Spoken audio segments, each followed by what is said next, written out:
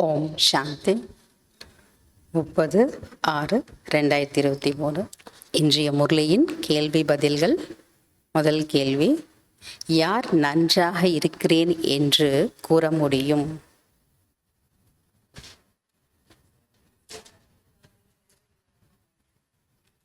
பாபா சொல்றாரு, யார் அனைத்து பிராப்திகளிலும் இருப்பவர்கள்தான், அனைத்து பிராப்திகளிலும் நிரம்பி இருப்பவர்கள்தான் நன்றாக இருக்கிறேன் என்று கூற முடியும். யார் அனைத்து பிராப்திகளிலும் நிரம்பி இருப்பவர்கள்தான் நன்றாக இருக்கிறேன் என்று கூற முடியும்.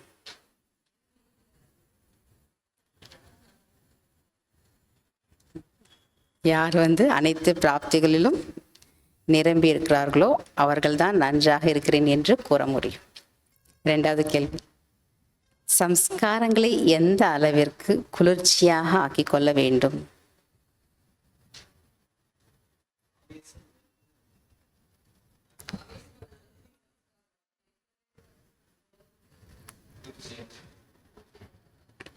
ஆவேசம் அல்லது வெறுப்பின் சம்ஸ்காரம் வெளிப்படவே முடியாத அளவிற்கு சம்ஸ்காரங்களை குளிர்ச்சியானதாக ஆக்கிக்கொள்ள வேண்டும்.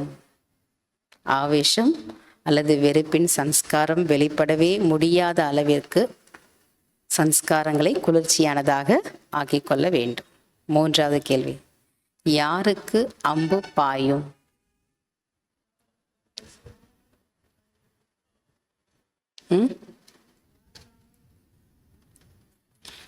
பாபா சொல்றார், யாரு பிராமண குலத்தை சேர்ந்தவர்களோ அவர்களுக்கு அம்பு பாய்ந்துவிடும்.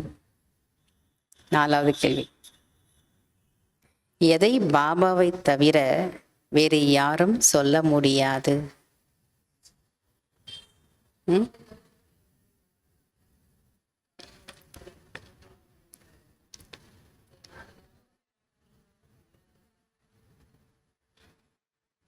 இங்கே குழந்தைகள் பாபாவுக்கு முன்பும் பாபா குழந்தைகளுக்கு முன்பும் இருக்கின்றனர். பாபா நிராகாரமானவர் மற்றும் ஆத்மாவும் நிராகாரமானதல்லவா? எத்தனை அதிகமான குழந்தைகள் இருக்கின்றனர். இதை பாபாவை தவிர வேறு யாரும் சொல்ல முடியாது. அஞ்சாவது கேள்வி: எதன் மூலம் ஃபர்ஸ்ட் கிளாஸ் சேவை நடக்கும் என்று பாபா சொல்கிறார்?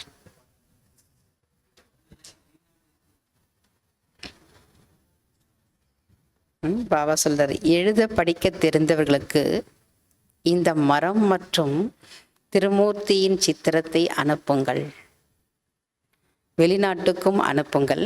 இதன் மூலம் ஃபர்ஸ்ட் கிளாஸ் சேவை நடக்கும் என்று பாபா சொல்கிறார்.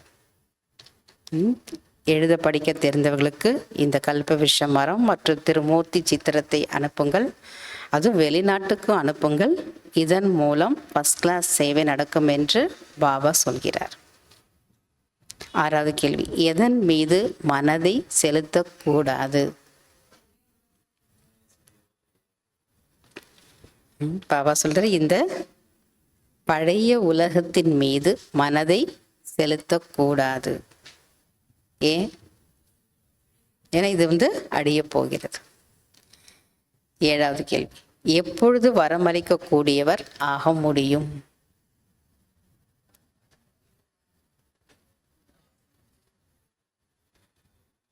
நான் பரம பவித்திர ஆத்மா. இந்த உயர்ந்த சுய மரியாதையின் ஆசனத்தில் நிலைத்திருந்து ஒவ்வொரு கர்மத்தையும் செய்யுங்கள். அப்பொழுது சகஜமாக வரமளிக்கக்கூடியவர்களாக ஆவீர்கள். fill in the blanks. Dash மீது மிகுந்த கவனம் வைக்க வேண்டும். உணவின் மீது மிகுந்த கவனம் வைக்க வேண்டும். இரண்டாவது, சேவாதாரி குழந்தைகள் டேஷாக இருக்க வேண்டும்.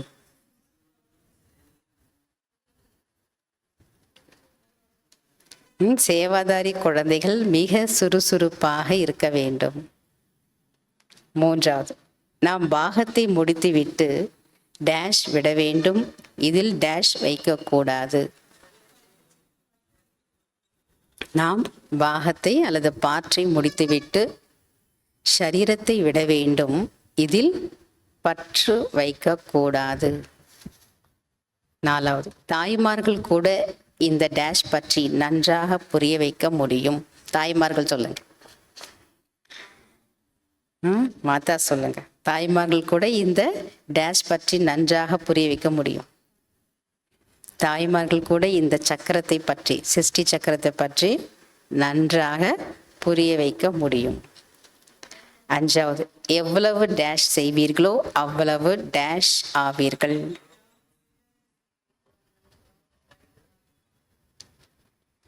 எவ்வளவு ஞான சிந்தனை செய்வீர்களோ அவ்வளவு பாபாவின் கழுத்து மாலை ஆவீர்கள். 6வது, இது கலியுகத்தின் டேஷ் ஆகும். இது கலியுகத்தின் மேடையாகும். நாடக மேடை தான், பழைய மேடை. அச்சா. ஓம் சாந்தி.